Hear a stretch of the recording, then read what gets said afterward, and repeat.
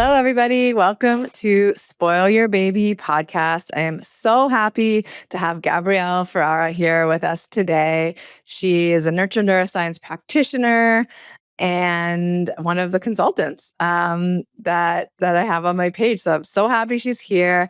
And there's so much more to your story, Gabrielle. We want to know, how did you get into this field of babies and moms and sleep? And tell us a little bit about yourself. Yeah, I'm so happy to be here. Thank you for having me, Greer. I'll try to give the Reader's Digest version of my story, but essentially my education is in mental health counseling and social work. So I went to undergrad and grad school for psychology and social work, graduated with my master's in social work, and actually have a license as a licensed clinical social worker here in the US, in New Jersey and Florida. So that's kind of my first career path, was mental health and psychology and providing therapy services to lots of different populations, honestly. And then I had my son at the end of 2023. So he's about to be 2. I think he'll be 2 by the time this episode airs. And I'm laughing about a 2-year-old in sleep, but we'll talk about that later. So now you're mostly doing sleep consults with families. How's that been going for you? It's been going really well. I am definitely feeling, more confident every time I do one, and more kind of grounded in A, my own ability to do this work, and B, the overall necessity of this type of work in society as a whole.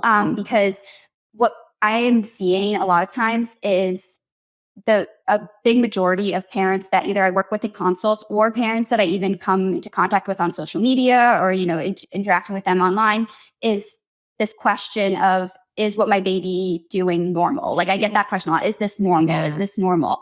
And a lot of the work that I find myself doing is just providing education and reassurance. Like, yes, this is normal. What your baby needs is normal. What they are asking for is normal. And if it's not normal, here is actually kind of what we can do to navigate that, whether it's, medical red flags, or maybe neurodivergence, or some other things that, again, not that that's not normal, but those are factors that warrant more exploration and more kind of intervention. And we can target those things in a way that's still responsive and nurturing and attachment based. And I think that's a breath of fresh air for a lot of parents who, like me, were kind of inundated with this messaging that the only answer is sleep training, the only answer is removing responsiveness, telling parents that their babies are being manipulative, like all this type of language that can be really, really overwhelming for parents. And I think one of the best things that I do, and the best thing that I can offer, is to tell parents, this is normal. Your feelings about it are normal. And for the aspects of this that maybe aren't normal or need more exploration, I'm here for you, and I can help you, and I can support you through that. Has your family and friends been supportive of your sleep approach? How have you felt? More or less. I think it's been a learning experience for everyone. I think just around me, because it's not the traditional approach. It's not the mainstream approach yet. I hope it is one day. I hope it does become the mainstream approach. And I think we're headed in that direction, or at least making progress in that direction. But I think it definitely is an adjustment, especially from like a generational perspective, because I think as much as, for example, older generations want to support me and parents in my generation, there is that kind of like mindset of, well, we did it this way, and like everything turned out okay, or you guys turned out fine, or, this is how we've done it for so many years. Like, why change it now? And I tried to kind of respond to that with, yes, and I understand that past generations were doing the best they could with the information they had at the time. And we have more information now. We have more knowledge. We have more science. We have more kind of confidence in parenting decisions and things like that, and more ways to navigate these issues. And when we know more and we know better, we can do more and we can do better. And that's kind of what it comes down to, is like, it's not that we are bashing our parents or grandparents. It's that we're recognizing they did the best they could with what they had at the time. And here we are trying to do the best we can with what we have right now. Truly, and I'm sure 30 years from now, when I'm a grandparent and my son, God willing, has kids or has a family, there's going to be a bunch of other new things that maybe we've developed or learned or understood about infant mental health and brain development and nurture and all those things.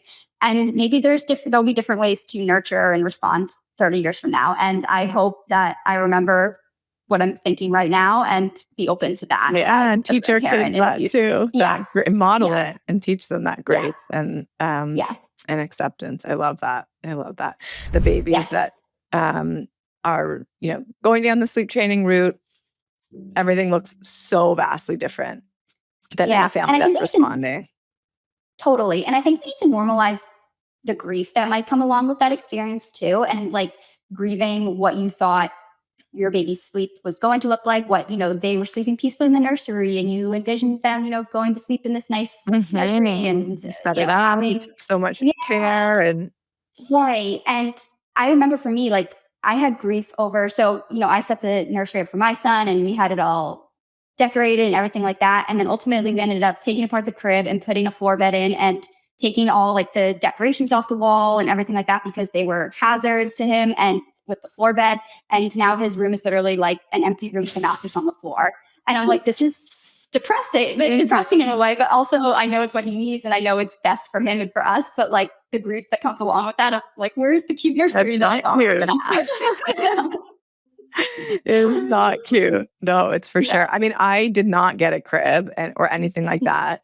I knew what to expect because myself and my brother, we bed shared and my cousins all bed shared. Not all, but a lot of them did. But I would still feel like people were judging me or weird. Yeah. Like they came up, they're like, where's his crib? Where's your son's room? I was like, he has a dresser. Yeah. Like his clothes are exactly. Yeah, exactly. And then my son stopped wanting to be changed on the changing table. So now that doesn't even get used. Now we just change him on the floor or standing up. So I'm like, what was the point of even getting the changing table? So it's just, there's some grief that comes along with. Yeah. No, it's really important to acknowledge that because I think people have to go through that, like grieve what they expected to be able to get into the space of actually being able to like get the joy from baby sleep too. Awesome. Well, thank you so much for being here and sharing everything with us. So all your intimate experience with sleep. Let us know where we can find you. How can our viewers, listeners find you? Yeah, so I'm on Instagram usually is my main social media. My name is Nurtured Mom, Nurtured Baby with periods in between each word. And you can find me there. And I'm also on the Nurture Neuroscience website as a sleep consultant, and you can find me there too. And I look forward to anyone that wants to reach out, chat, connect. Would be happy to be part of your village, your community. Amazing. Thanks, Gabrielle. We'll talk to you soon. Yeah. Talk to you soon. Bye.